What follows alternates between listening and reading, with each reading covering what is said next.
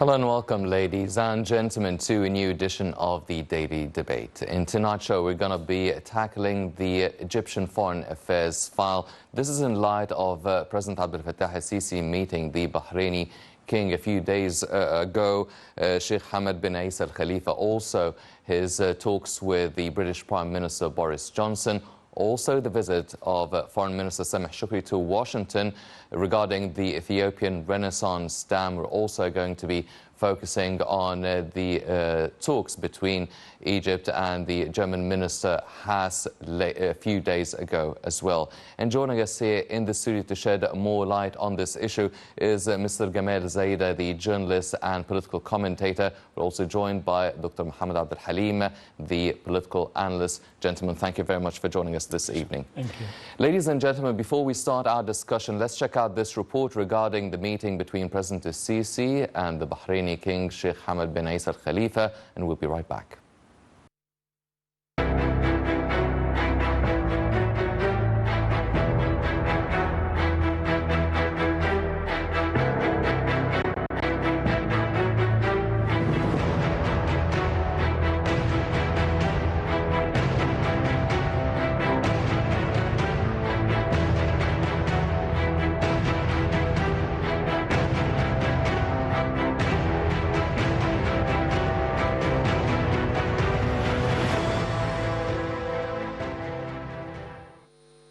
During his meeting with President Abdel Fattah al-Sisi in Cairo, Bahrain's King Hamad bin Isa al-Khalifa hailed his country's strong relations with Egypt and the developmental progress Cairo is witnessing. President al-Sisi and King Hamad praised the agreement reached between the Yemeni government and the Southern Transitional Council, the STC, in Riyadh, under the patronage of the Saudi Arabian King Salman bin Abdulaziz and Saudi Crown Prince Mohammed bin Salman, and the support of the Emirati government and Abu Dhabi Crown Prince Sheikh Mohammed bin Zayed. The Bahraini monarch affirmed his country's keenness to continue developing and enhancing bilateral cooperation in various fields in a way that meets the common interests of the peoples of the two sisterly countries. Presidential spokesperson Ambassador Bassam Radi said that King Hamad praised Egypt's pioneering development progress, which helped achieve qualitative accomplishments in various sectors under President al-Sisi. He expressed his appreciation for Egypt's consistent and supportive stances and its outstanding contributions over the decades to support the path of development in Bahrain. The king also praised Egypt's historical role to protect the Arab national security, defend Arab causes and interests, and enhance peace, security, and stability in the Middle East. For his part, President al-Sisi stressed Egypt's firm stance towards the security of the Arab Gulf region as an integral part of Egypt's national security. President al-Sisi hailed the Egyptian-Bahraini relations as a model of strategic cooperation between fellow Arabs. The two leaders reviewed the latest regional developments. They also touched on a number of crises experienced in some Arab countries, including the wars in Syria and Yemen, and reviewed efforts to counter terrorism and extremist ideology, as well as the issue of foreign interference. They agreed to support efforts to find political solutions to various crises in the region. Sisi said the signed deal strengthened the unity of Yemen and consolidated stability and peace. He said the agreement is a great step in the course of resolving the Yemeni crisis. Earlier, Egypt's foreign ministry had hailed the agreement, describing it as an important step towards a comprehensive political resolution to the nearly 5-year war.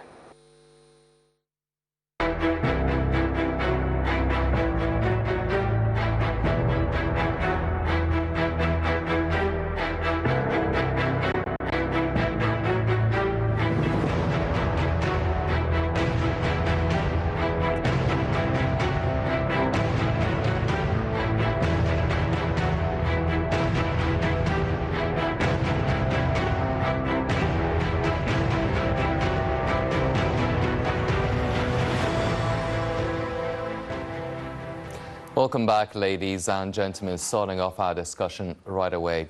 Mrs. Zaida, first off, the meeting that took place in Cairo between President al-Sisi and the Bahraini King Sheikh Khalifa bin Isa.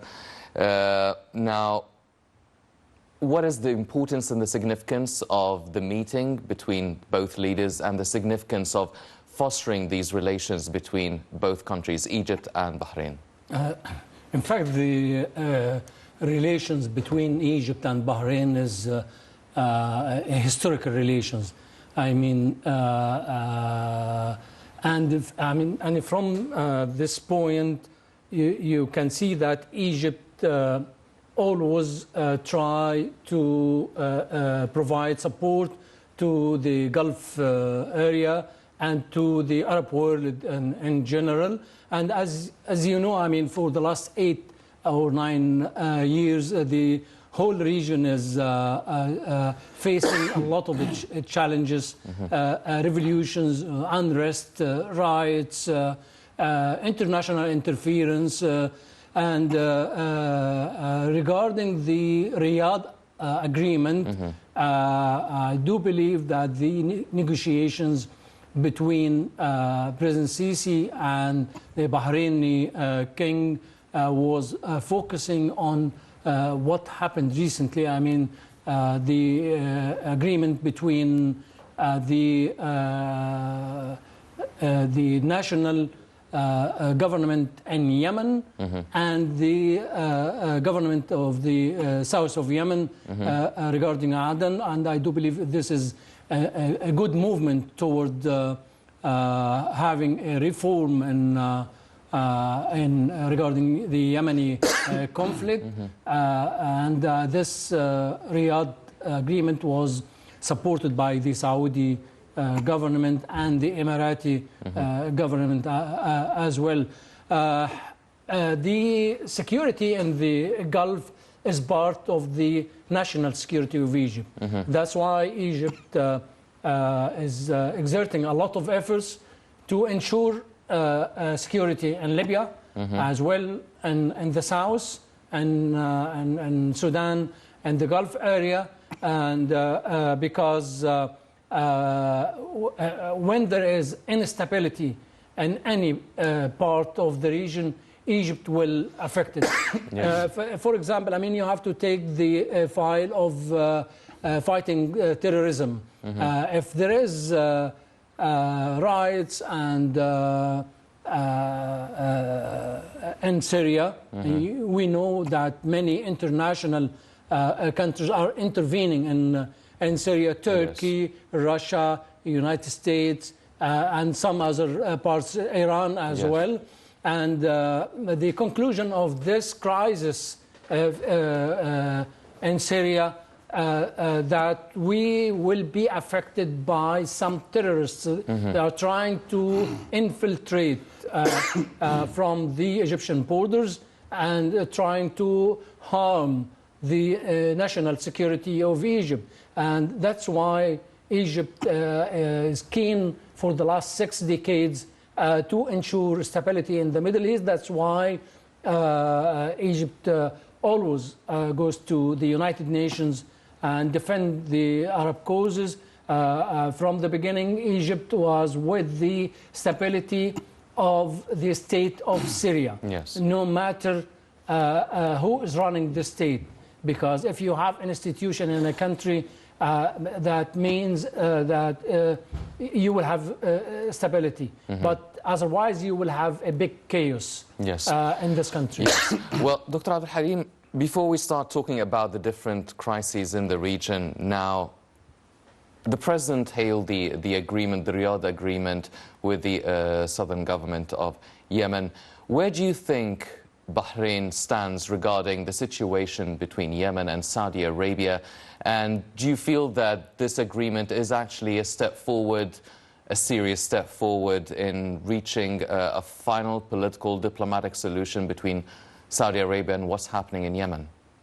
As a matter of fact, you know, the sort of the agreement that had been reached to recently, actually, between the Transitional Council as much as the Yemeni governmental authorities and distinguished authorities, actually, is very much prominent nowadays and being discussed to a greater extent on a presidential scale, I would say, because of a large number of reasons. First of which, the fact that, you know, after a long series of tribulations and long heartbreaking adventures on the part of the allied countries as being headed by Saudi Arabia, Kingdom of Saudi Arabia, towards, I mean, the attempt to devastate and bombard the militants of the Houthi rebels, I would say, You know, I mean, that sort of agreement was not the first in the whole series. It was to be inaugurated before by, you know, I mean, Kuwait agreement, Stockholm, as much as, you know, an agreement that has been inaugurated also by the Egyptian authorities since 2011, I think, or 12. That's why, I mean, the sort of agreement among these two desperate parties, actually, in face of the Houthi rebels, is a further step towards the unification of the Yemeni forces. The first important issue is the fact that they have agreed on one main fundamental fact, which is that the Yemeni armed forces should be under one umbrella, which is being protected by the supreme authority as being represented by one elected leader. Immediately, that is to be elected after 15 days, particularly from Yemen, governing Yemen, as much as another one to be elected to be able to govern Abyei. In much the same way that all the militants and all the militias actually should be working under one main fundamental protection, which is the Yemeni armed forces. A large number of political analysts would agree on one main issue, which is that sort of a step towards the unification of all these militants. I mean, the constitutional, you know, I mean, governmental circles and the council or the transitional council, when they would come together under one umbrella, I think this is another further step towards putting an end for the threatening voices on the part of the Houthi rebels. One main fundamental issue concerning this particular fact is the fact that it was to be hailed and praised as much as very much recommended on the part of the Egyptian governmental authorities to a greater extent, because, I mean, Egypt had always been there trying to fortify all these desperate parts outside, and even Saudi Arabia, when it would attend that sort of agreement and supervise it, actually, financially, military, as much as strategically, I would say, with the interference of, you know, I mean, the governor of Abu Dhabi, that is Sheikh Al Nahyan, as much as, you know, I mean, Crown Prince Mohammed bin Salman. It's another further step towards the, you know, I mean, finalizing the sort of dispute as much as the bloodshed and the acts of sabotage, actually, that had been devastating, actually, the sort of the borderlines between Aden on the hand and Saudi Arabia, because, you know, Aden is very much near on the borderline to the Kingdom of Saudi Arabia. In much the same way that Abyei is almost had been regarded as a strategic area that should be protected and that should be elected to a greater extent by nominating one of those, you know, governors. Also, one of the major problematic issues is, you know, that had been discussed on a negotiating table is the fact that they are trying to accumulate and intercede the sorts of the tussles and struggles between the South and the North. And the ministers actually should be receiving their own diplomatic bags in terms of what you might call their own area of expertise. And in much the same way that they would have to be selected and elected among the other governors in such a way as to be very much equal the South and the North. They would have to come to a greater consensus of opinion at the end of the day, and hopefully that it will do. I think that it will, you know, I mean, in the due course of time, I think it's one way or another of pushing the negotiations towards peaceful settlements outside. Well, we'd hope for that, hopefully, definitely. Well, Mr. Zaider, now you spoke of Egypt's effort in trying to reach some sort of a political, peaceful, diplomatic solution in the crises in Libya and in Syria. Now, what's happening in Syria now with the Turkish involvement, especially in the north, and the deportation of the Daesh terrorists to their countries of origin, even though some of the extremists have their citizenship dropped? Now, where does Egypt fit within what's going on in Syria, especially with the north and Turkey's military involvement there and the deportation of the Daesh terrorists to their countries of origin? In fact, the problem of terrorism in the Middle East is a main issue for the Egyptian government since a long time, is trying to fight terrorism.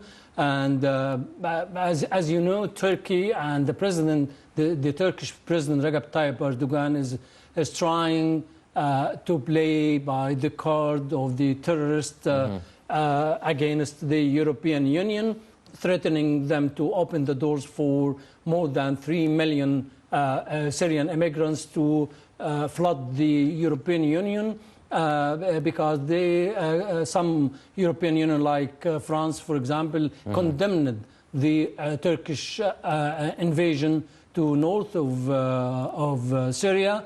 So I would say that our main interest in Egypt is to fight terrorism in Syria, because the conflict over there is extremely complicated. As you know, there is American forces, there is Russian forces, there is Turkish forces, and there is the big problem regarding the Kurds in the north. What Recep Tayyip Erdogan did is trying to have a sort of cleansing for the Kurds from the north of Syria, just to be sure that the Turkish Labour Party will not attack Turkey again. I mean, and as you know, the Turks are in north of Syria, north of Iraq, and they are in Iran, and as well they are in Turkey, and nobody is gonna deliver sovereignty for the Kurds to launch a new state in this area. You asked me about the Egyptian stand regarding what's going on. I do believe that Egypt was keen not to be involved in the military crisis in Syria, but all the time called to maintain the state and call for different parties to come together and start negotiations. But I do believe that this is a long road toward peace and stability in Syria. We will not see stability in Syria before a long time. Yes. Well, Dr. Al-Halim, now, whenever we talk about Syria, there's always the different parties involved. We're talking about the US and the three other countries, Turkey, Iran, and Russia. Now, a lot of people are really skeptical and concerned about the Turkish and Iranian influence within the region, mainly manifested in the Syrian crisis. Now, do you see what's going on? Turkey is being involved with troops on the ground in northern Syria. Now, what's happening as well with Iran regarding its nuclear development program and a lot of condemnation from different parts of the world. Do you see a sort of a shift in the balance and the dynamics of this involvement of Iran and Turkey within the region? Well, both of which are commonly regarded as puppets at the hands of the American administration, actually. And the fact that Donald Trump, is commonly regarded as a man that has never, ever, a straightforward and direct decision-taking, I would say, through and through. And in much the same way that Recep Tayyip Erdogan, as much as, the Revolutionary Guards, or the Iranian Revolutionary Guards, are also being taken advantage of, being every now and again used as I've just said, mere puppets or instruments actually at the hands of Donald Trump. Sometimes actually he will push them a bit forward. Sometimes a phone call actually that is to be received on the part of Recep Tayyip Erdogan that would order them actually to stop invasion and conquering actually the northern Syrian part or the northern eastern Syrian part. Sometimes withdraw, sometimes retreat, sometimes they stop, sometimes giving a sort of a gesture or an order for the Daesh groups actually to be infiltrated here, there, and everywhere. And less than 24 hours immediately after his own withdrawal, actually, you can really find a large number of those Daesh militants actually approaching the borderlines of Libya, as much as the contagious borderlines between both Syria and Turkey. And much the same way that the passage, the very extremist branch of the Revolutionary Guard that is very much responsible for, fortifying Hezbollah as much as the Houthi rebels in Yemen, responsible for all their actions and the advancement in military actions in Saudi Arabia as well, and the airports and citizens as well, being very much fortified to a greater extent on the part of and under the circumstances of the interference every now and again, had it not been for the sort of the direct order on the part of Donald Trump. As such, you can really find that the whole map of the road is being, at turbulence, I would say. Very much hot, very much schematized to a greater extent, with the view of new interests and advancement, sometimes being pushed forward on the Israeli side, with the view of protecting the Golan Heights, the eternal dream, actually, of the Israeli, group and the Israeli soldiers. And much same way that Russia would never ever withdraw. It would never ever retreat from a sort of a colony that it had been at theirs for quite a long period of time. And you cannot evade the sort of the American bases being situated in there. Sometimes, Donald Trump, what threat of withdrawing, of removing, and of back again, actually, into the Syrian territories, there and then trying to fortify behind the scenes the Turkish groups with a view of to avoid, actually, the process of establishment of the Kurdish state. So the whole scene seems to be quite very much crucial to a greater extent. A large number of forces, each of which would try to get its own valuable piece of cake on the land. And I think the only final loser was the, the Syrian citizen, actually, being scattered and spattered here, there, and everywhere. The right of their own return, actually, to reconstruction of the Syrian land would be a very much expensive one indeed. A large number of them would be forced, actually, to give the sort of the eternal price that is very much expensive and dear. That is their own life, actually. Being expatriates, leaving their own homelands, actually. Working and moving here, there as refugees, actually, asking about their own claim, if not their own simple right, to be original Syrian citizens again. So I think that for a greater period of time, the whole map of the road in Syria will be a battleground for those tussling forces, each of which actually would claim its own simple right to get, as I've just said, the golden piece of cake for its own part. Yes. Well, Mr. Zaider, a lot of people are actually looking at what's happening regarding the discovery of the hydrocarbons and the gas oil field, the gas field, Zuhr gas field. A lot of people are seeing maybe there might be some sort of a direct confrontation between Egypt and Turkey regarding the exploration of the gas field there, especially on the off the coast of Cyprus. What's your take on that? Do you see a potential confrontation there? Let me tell you that the conflict in Syria has to do with the gas of the Mediterranean Sea.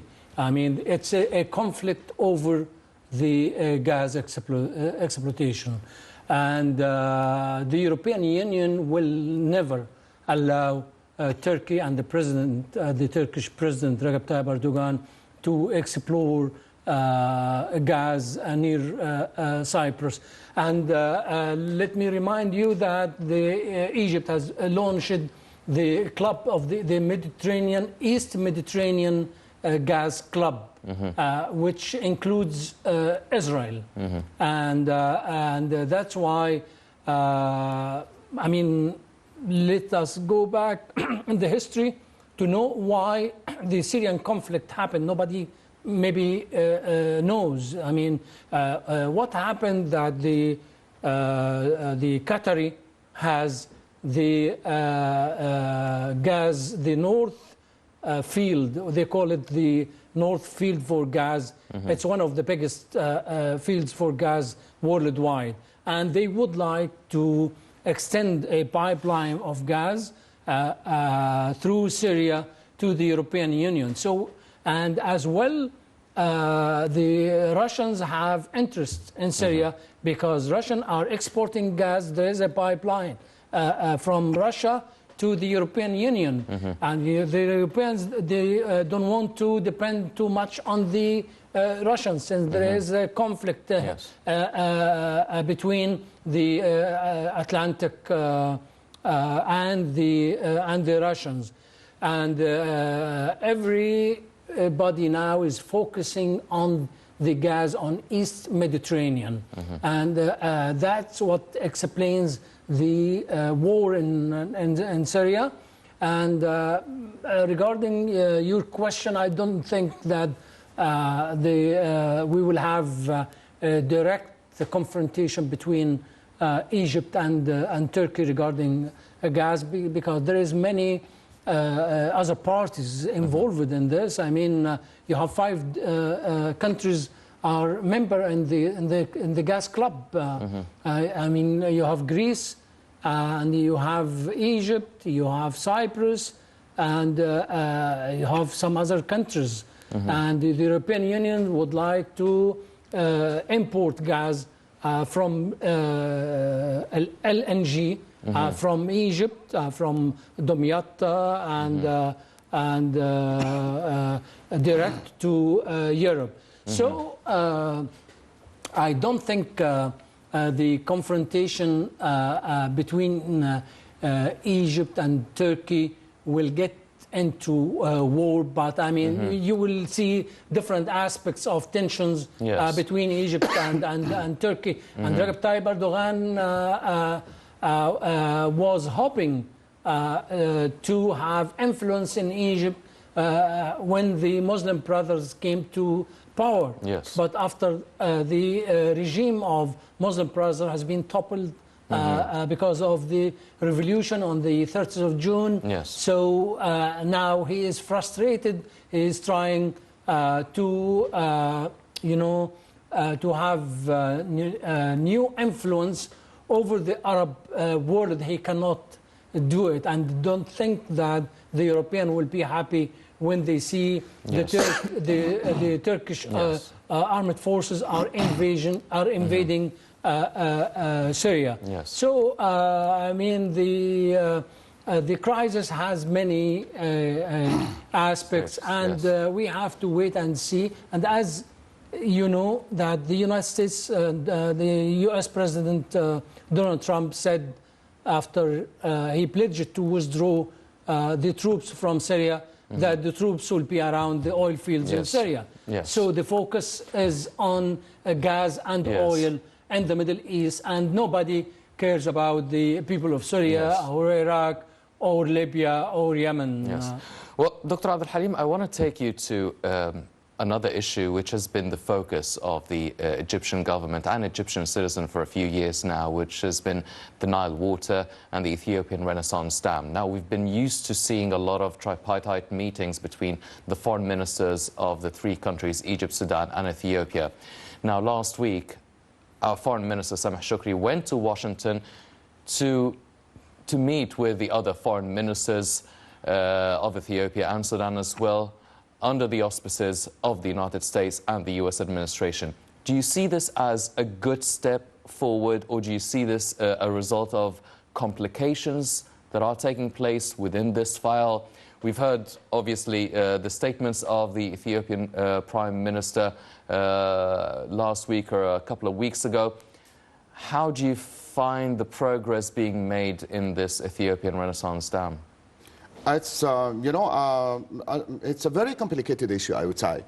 And I think it's one of the files that couldn't be, solved as soon as can be. I think it does need a great deal of negotiations. It's so very complicated as much as being very much crucial. The fact that a couple of weeks ago, as you might have said right now, that, the sort of the meeting between both His Own Excellency President of Sisi and Ethiopian Prime Minister Abiy Ahmed, the fact that I was greatly astonished and very much amazed of actually his being awarded as Nobel Prize in Peace. And I think the same astonishment was on the face of our own dear president, actually, when he did, address his own words to him, my own congratulations for getting Nobel Prize in Peace, and about peace, actually. This is something that you really deserve. And I think that his own previous inimical statements and rhetorical, questions about the fortification of his own borderline, of recruiting about 1 million soldiers, actually. One main fundamental fact that we would have to be quite aware of, that we don't have any borderlines between the Egyptian territorial land as much as Ethiopia. Very much distant, very much far away from our own, native land. In much same way that, given the fact that what we really know of the Ethiopian armed forces, about their own militias, scattered sometimes from here, at times hired from there, without any special purpose, without any definite philosophy, being very much what you might call at the end of the day hired murderers, actually. They wouldn't have in any conceivable respect the sort of confronting or meeting our own, about 100 soldiers at our own borderlines, actually. And as such, I think this is something rhetorical. This is something that's highly exaggerating their own military capacity, I would say, and their own ability to confront our own armed forces. That's why the meeting between His Own Excellency, Mr. Fattah Sisi, our own president, as much as the Ethiopian Prime Minister, was very much, to a greater extent, comical to the whole world, compared this to that, the prodigious atmosphere, and the atmosphere of solidarity, actually, the great deal of popularity as being represented on the face of our own president, confronting that sort of an Ethiopian Prime Minister, was a matter of question for almost all political analysts. And as such, I'm very much optimistic concerning your own crucial question about the negotiations being a bit pushed forward. Towards, last week, Mr. Sameh Shukri, Foreign Minister, was holding a sort of summit with the Ethiopian as well as the Sudanese part. To a greater extent, they have agreed on one main issue, which is about for other meetings in the due course of time, perhaps in next January, concerning two major crucial issues. The first is the timing of filling the reservoir and the amount that is to be filled. And I think this is our own main prime preoccupation, is how to fill it, actually, the amount of water that is to be filled within it, and the sort of timing, actually. Doctor, what do you make of the U.S. involvement in these meetings? Does that change the balance of how the solution would go? Why are we now using the help of the United States in holding these meetings? We are not using their own help. They are not going to help us in any sort of respect. I think that they are working as partners, actually. And I think our own presidential authority, as much as our own, very much prodigious capacity, actually, is putting and inserting and insisting every now and again on inserting the U.S. administration, being as a partner, as a witness, actually, as a sort of a contributor of the sort of the rules. We are very much bound and tied to the, the sort of the agreement that we have had with the Ethiopian side in 2015, the Declaration of Principles, so-called one. And as such, this is a fact that should be abided by. On no account, the amount of water that is being transmitted, actually, and diffused to the Egyptian valley should be decreased in any conceivable respect. Both the Sudan, as much as Egypt, are commonly regarded as fusion countries, and as such we are to be greatly influenced by the minimization of the amount of water. And as such, I think that Mr. Sameh Shukri was very much austere and very much severe and direct in reprimanding the American administration, as much as asking the Ethiopian Prime Minister about deciding the sort of the size and the amount of water, as much as the timing of filling the reservoir in the due course of time. That's why the American administration, when it did find actually that Mr. Sameh Shukri was so austere, I would say, and straightforward in directing his own words to the foreign Ethiopian Prime Minister, I think that they would reach to a consensus of opinion that 4 meetings will be solving and finalizing the whole issue in the due course of time, perhaps next January, I would say. Hopefully so I'm optimistic still until the very moment. So. Yeah. Well, ladies and gentlemen, also the President held talks with the British Prime Minister Boris Johnson, talking about boosting the bilateral ties. Let's check out this report and we'll be right back. Welcome back, ladies and gentlemen. Mr. Zaider, now the meeting or the talks between President Sisi and British Prime Minister Boris Johnson took place following the lifting of the travel ban by Britain to the resort city of Sharm el-Sheikh. Now, both leaders talked about boosting the relationship between Egypt and Britain. Also, Johnson mentioned and appreciated the level of economic and social development that's taking place in Egypt. What are the prospects of strengthening the relationship between Egypt and Britain, especially in the economic field? In fact, the relation between Egypt and UK is historical. I mean, and extremely important. I do believe that the trade balance between Egypt and UK is one of the strongest. I mean, if we talk about UK as a European country, I mean, after Britain left the ban, I mean, from the Brits to travel to Sharm el-Sheikh, I do believe this is a good move toward Egypt, and we hope that Russia will do the same very soon. So between Egypt and UK, there is many aspects to be discussed. I mean, you have the economic cooperation, as you mentioned. We have the fighting terrorism. We have military cooperation between the two countries as well. UK has many interests in the Middle East. They have historical relations with the Gulf area, with the rest of the Arab world. So, I mean, when it comes to fighting terrorism, I mean, the relations and negotiations between both countries is extremely important. Yes. Well, Dr. Al-Halim, now, Boris Johnson is embroiled in his own Brexit issue in the UK, but what about the political role and the political influence that the British Prime Minister can have on the regional crises here in Egypt? It's not as visible, it's not as evident as we see with Turkey or Russia or France and Germany as well. But what sort of political influence can we see the UK playing in these regional crises, mainly in Libya and Syria as well? Well, this is the perpetual song of the British Empire, I would say. Well, historically speaking, I mean, Boris Johnson is very much tied to outward seeming, to the Egyptian society, propagating, you know, the previous years when his own grandfather did marry his own, you know, grandmother. That was during the early 30s or 40s. How he is very much wholeheartedly, very much tied to the Egyptian society, knowing something about their own rights, their own rituals, as much as how sentimental it would seem to be to the Egyptian infrastructure. This is to outward seeming outside. But deep down, he has got something totally different outside. Something that has almost everything to do with the British Empire, to which the sun never sets at one time. Always, as you might have said rightly, actually, a couple of minutes ago, that they have got that sort of very much direct impact and very much influential role, but it's never to be very much visible and straightforward and as apparent as it could be anticipated. Actually, almost all the British people would work behind the scenes, actually.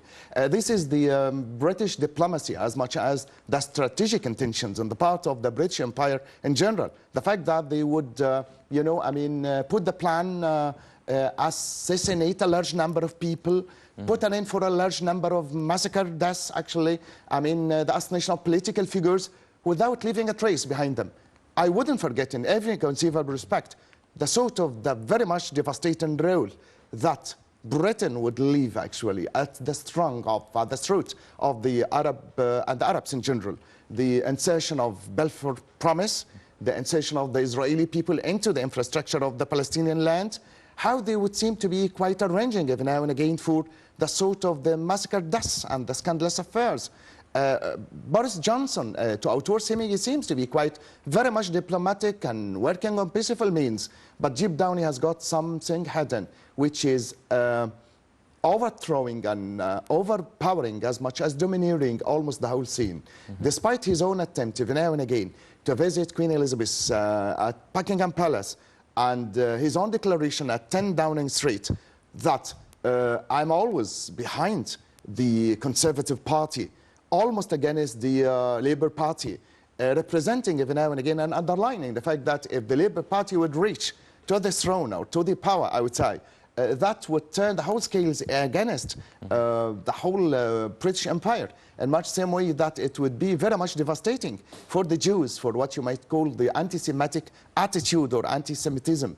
The fact remains that I think that the Jews are always behind him, very much assisting and fortifying him, just by way of pushing his own hands over the Middle East, representing his own very much peaceful demona, I would say, to outward seeming. Well, he reminds me every now and again of how peaceful and how intelligent and very much resourceful the man is, and may seem to be, as much as Jeffrey Adams, you know, the sort of the ambassador, the British ambassador to Egypt, how he would be very much communicating with the Egyptian people, attending their own prayers, celebrating their own festivals every now and again, to the extent that tasting the sort of the mahshi food and the sort of the very much popular type of food, I would say, that sort of thing actually is a clear testimony. Well, I'm talking from massive amount of experience, because I am wholly involved within the whole thing since quite a long period of time.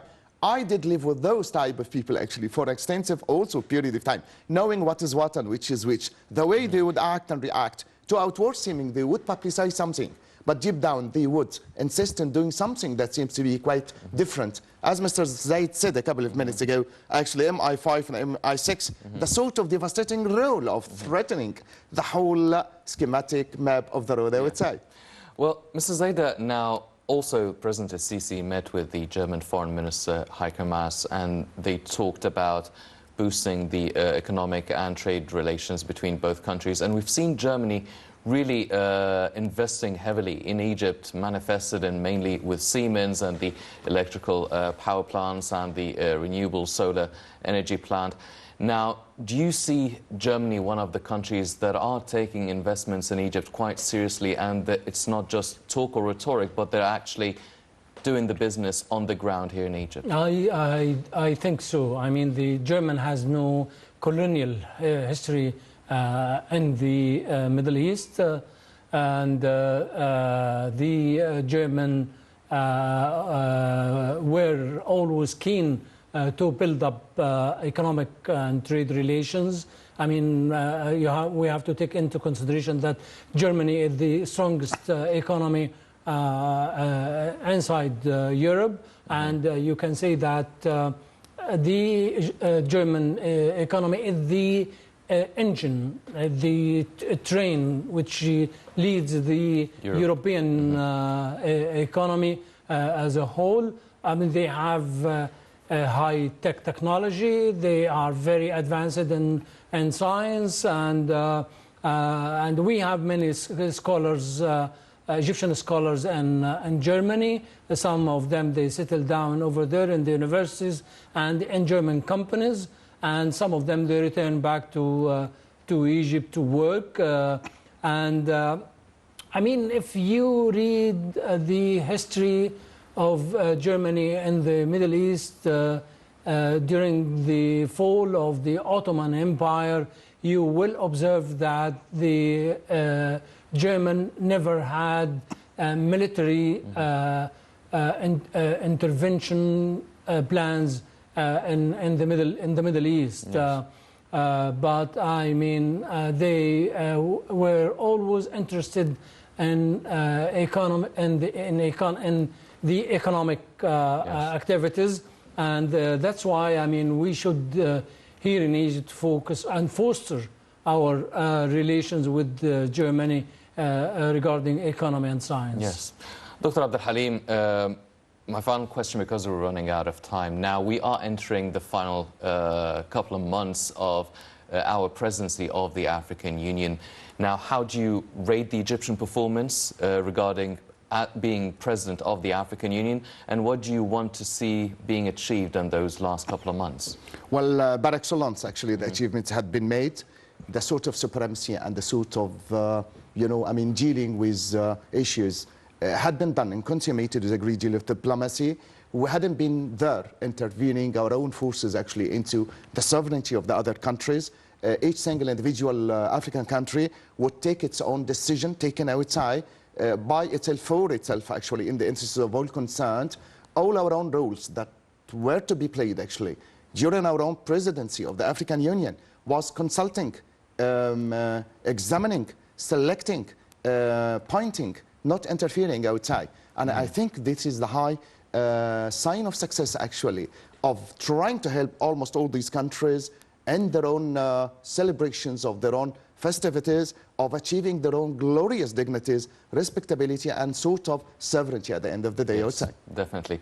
Well, ladies and gentlemen, definitely the Egyptian foreign file has been very active over the past few years, and the Egyptian diplomacy has proven its worth and efficiency in the international community. Unfortunately, that's all the time we have for this edition of the Daily Debate. But before we go, I'd like to thank our very distinguished guest, Dr. محمد الحليم, the political analyst. I'd also like to thank very much Mr. Gamal Zaida, the journalist and political commentator. Gentlemen, thank you very much for joining us this evening.